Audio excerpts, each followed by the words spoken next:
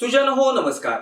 आविष्कार arts and creations प्रस्तुत रविवारची गोष्ट या सदरामध्ये अमोल वाघचे तुम्हा सर्वांना सप्रेम अभिवादन. खूप वर्षापूर्वीची गोष्ट आहे. एका राज्यामध्ये एक राजा होता. त्या राजाला एकदा आपलं भविष्य जाणून घेण्याची खूप इच्छा झाली. त्यानं आपल्या राज्यामधल्या सर्व ज्योतिषांना बोलवलं.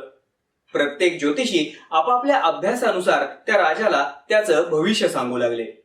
पण आपण किती वर्ष जगणार आहोत, आपला मृत्यू केव्हा आणि कसा होणार आहे, या राजाच्या प्रश्नाचं समाधानकारक असं उत्तर कोणीच ज्योतिषी देऊ शकला नाही.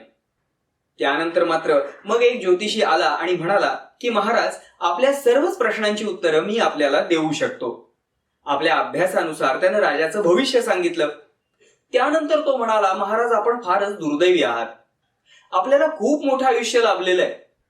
या दीर्घ अशा आयुष्यामध्ये तुम्हाला आपले सगळेच आप्त, स्वकीय, नातेवाईक, मित्र यांचा मृत्यू पाहावा लागणार आहे. त्यांच्या जाण्याचा शोक तुमच्या आयुष्यामध्ये वारंवार लिहिलेला आहे. अनेक वेळा तुमच्या राज्यावरती युद्धाचे प्रसंग येणार आहेत. त्या युद्धामध्ये तुम्हाला पुन्हा पुन्हा विजय हा मिळेल. पण एखाद्या वीराला युद्धामध्ये जसं वीरमरण येतं तसं मात्र तुमच्या वाट्याला कधीच येणार नाही. खूप वर्ष म्हातारपणात वृद्धापकाळात गेल्यानंतर तुमचा वृद्धापकाळाने मृत्यू होणार आहे. आयुष्याच्या दीर्घकाळपर्यंत राजा म्हणून या राज्याची जबाबदारी तुम्हाला पार पाडावी लागणार आहे. त्या ज्योतिषाच्या या उत्तरानं राजाला खूप दुःख झालं आणि त्याचा रागही आला. राजाने तात्काळ त्या ज्योतिषाला तुरुंगात टाकण्याचे आदेश सोडले. मध्यंतरी काही दिवस असेच निघून गेले. त्यानंतर राजदरबारामध्ये पुन्हा नव्याने एक दुसरा ज्योतिषी आला. त्यानंही राजाला त्यांचं भविष्य सांगण्याची इच्छा प्रदर्शित केली. राजाने परवानगी दिल्यानंतर तो ज्योतिषी आपल्या अभ्यासानुसार राजाला त्याचं भविष्य सांगू लागला. तो राजाला म्हणाला, महाराज, तुमच्या नातेवाईकात, आप्तस्वकीयात, मित्रमंडळींमध्ये तुम्ही खरंच खूप भाग्यवान आहात. कारण त्या सर्वांच्या मानानं तुम्हाला मोठं दीर्घायुष्य मिळालेलं आहे. त्या सर्वांना त्यांच्या आयुष्याच्या शेवटापर्यंत तुमचा प्रेमळ सहवास लाभणार आहे. तुमच्या प्रजेला तुमच्यासारखा कर्तृत्ववान असा राजा दीर्घकाळपर्यंत लाभणार आहे. तुमच्या राज्यावर अनेक वेळा शत्रूचे आक्रमण येतील, युद्धाचे प्रसंगही येतील. पण त्या प्रत्येक युद्धामध्ये तुमच्या गळ्यामध्ये विजयश्रीची माळ पडेल. युद्धामध्ये अचानकपणे किंवा एखादा अपघात होऊन अकाली मृत्यू येण्याऐवजी तुम्ही हे संपूर्ण आयुष्य दीर्घकाळपणे उपभोगून तुम्हाला वृद्धापकाळामध्ये अगदी नैसर्गिकरित्या शांतपणे मृत्यू येईल. म्हणूनच राजन, तुम्ही खरोखरच भाग्यवान आहात.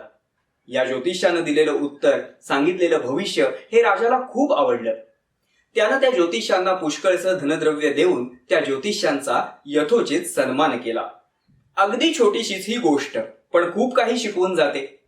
दोन्ही ज्योतिषांनी सांगितलेली परिस्थिती, वस्तुस्थिती ही सारखीच होती. पण पहिल्या ज्योतिषाला मात्र तुरुंगात जावं लागलं, तर दुसऱ्या ज्योतिषाला मात्र भरपूर बक्षीस मिळालं. आणि याचं खरं कारण होतं की त्यांनी ती वस्तुस्थिती, ती परिस्थिती सांगताना वापरलेले त्यांचे शब्द. समोरच्याशी बोलत असताना, त्याला खरी परिस्थिती, वस्तुस्थिती समजावून सांगत असताना आपण जे शब्द वापरतो ते शब्द जर कठोर असतील तर आपल्या जवळच्या व्यक्तींच्या हृदयामध्ये सुद्धा राग, द्वेष निर्माण करतात.